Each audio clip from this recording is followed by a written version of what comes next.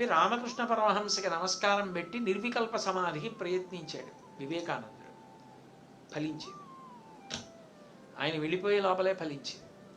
కానీ అందులోకి వెళ్ళిన తర్వాత గోల పెట్టేశాడు ఆయన. ఎందుకని? గురువుగారు కూర్చుని చెప్పలేదు కాబట్టి ఆయనకి తల ఒకటే ఉన్నట్టుగా అనిపించింది. శరీరం లేదు ఆయనకి. నా శరీరం లేదు, నా శరీరం లేదు అని బొబ్బలు పెట్టేశాడు. అందరూ పరిగెత్తుకొచ్చి మీ శరీరం ఉంది, మీ శరీరం ఉంది, మీ శరీరం ఉంది అని ముట్టుకుని చెప్పారు. కిందనే ఉన్నారు రామకృష్ణ పరమహంస. పరిగెత్తుకెళ్ళి చెప్పారు, వివేకానందుడు గగ్గోలు పెట్టేస్తున్నాడు, నాకు తలే ఉంది, శరీరం పోయిందని అని. పెట్టని కొంతసేపు అలా బాధపడి తాళంచివి నా దగ్గర పెట్టుకున్నా. ఇక వెళ్ళడు నిర్వికల్ప సమాధిలోకి. అతను ఎప్పుడు వెళ్ళాలో నా అనుమతితోటే. నేను ఒకసారి అనుమతించిన తర్వాత ఇక శరీరంతో ఉండడు. నేను అనుమతించే వరకు శరీరంతో ఉండవలసిందే. తాళం నా దగ్గర పెట్టుకున్నా.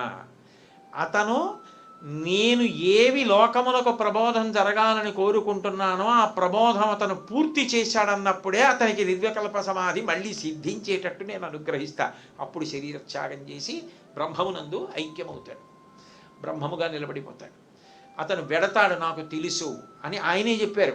మీలో కొంతమంది అష్టదళ పుష్పాలు, కొంతమంది షోడశదళ పుష్పాలు, వివేకానందుడు సహస్రదళ పుష్పం. వాడికి మలినము లేదు, పాపము లేదు, పుణ్యము లేదు, పవిత్రత లేదు, అపవిత్రత లేదు. వాడు ఏం తిన్నా వాడిని ఏం చేయదు. వాడి మనసు పాడవదు.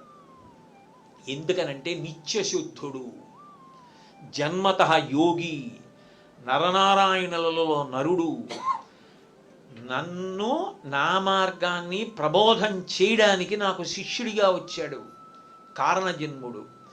ఆయనకి అసలు మలినమన్నది సంపర్కము లేదు. ఆయన ఎదురుగుండానే అయ్యయ్యో ఇది ఫలానా చోట పవిత్రంగా ఉండింది కాదు పెట్టకండి అనేవారు.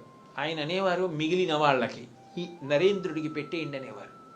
నరేంద్రుణ్ణి ఏమీ చెయ్యవు, అది అగ్నిహోత్రం. అతన్ని ఏది అంటుకోదు. అతను ఆ స్థాయికి వెళ్ళిపోయినవాడు, జన్మతః అటువంటి సిద్ధుడు అంటుండేవారు. వివేకానంద స్వామి అంటే అంతటి మహానుభావుడు. ఎవరు గుర్తుపట్టగలరు? గులకరాళ్లలో సాలగ్రామాన్ని సాలగ్రామం తెలిసినవాడు గుర్తుపట్టగలడు. అటువంటి శిష్యుణ్ణి గుర్తుపట్టిన ఘనత రామకృష్ణ పరమహంస ఒక్కరిదే.